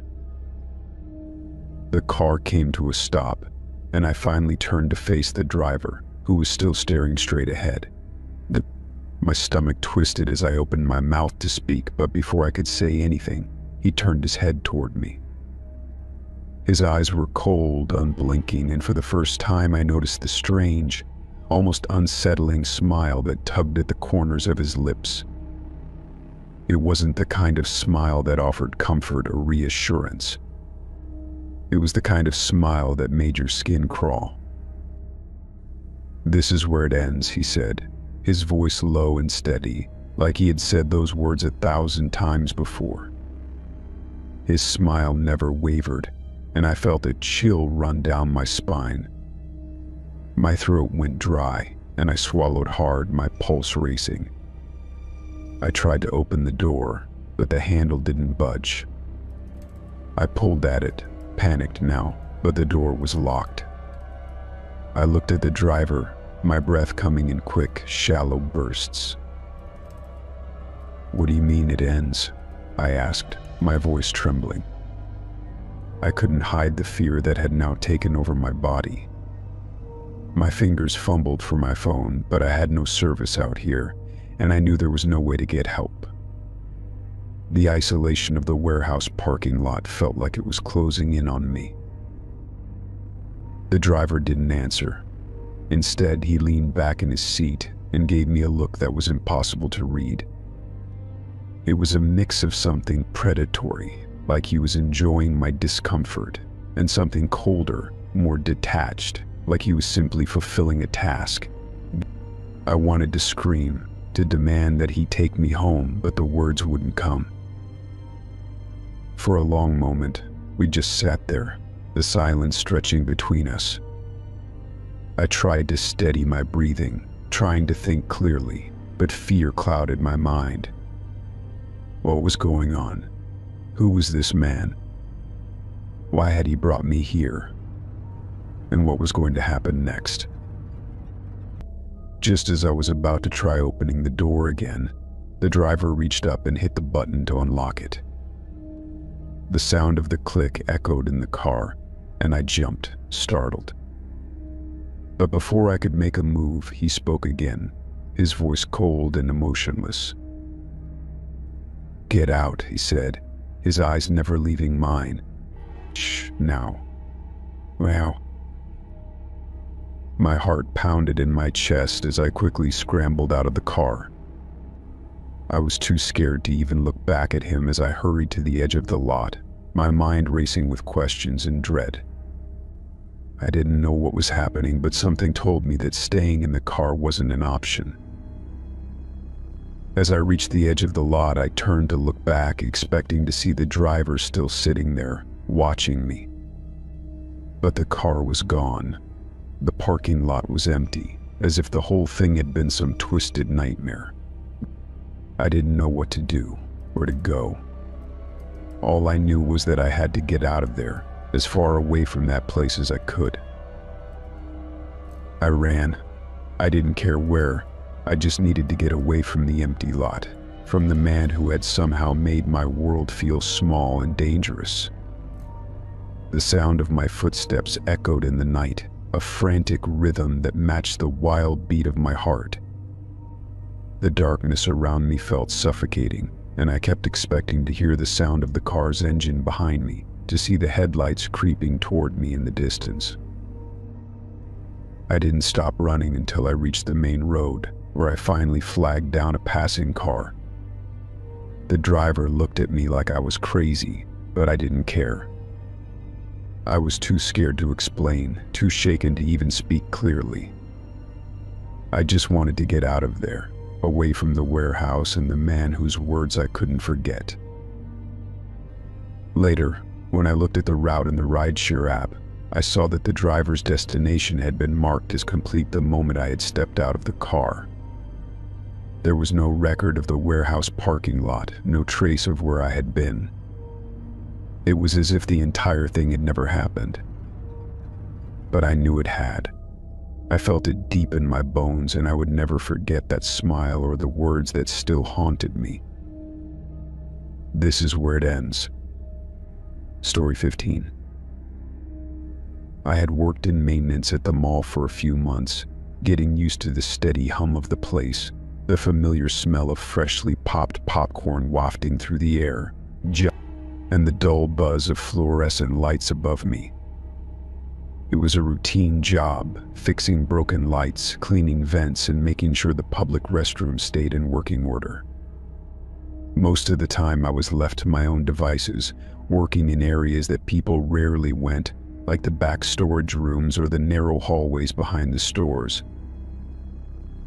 One afternoon I was assigned a new task, to inspect a service panel in one of the unused maintenance closets in the far corner of the mall.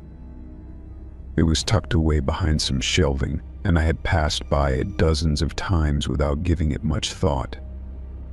But today, the panel seemed a little different. It was older than most of the others I had dealt with, covered in dust and cobwebs. But curiosity nudged at me as I started to unscrew the panel, thinking it was just another outdated section of the building's infrastructure. When I finally removed the panel, I was surprised to find a narrow, dark corridor behind it. The walls were lined with peeling paint, and the floor was littered with bits of broken tile and discarded debris. But there was something more unusual about this hallway. It was sealed off, as though it had been forgotten or intentionally hidden away. The faint smell of stale air hit me as I stepped inside, my flashlight cutting through the gloom.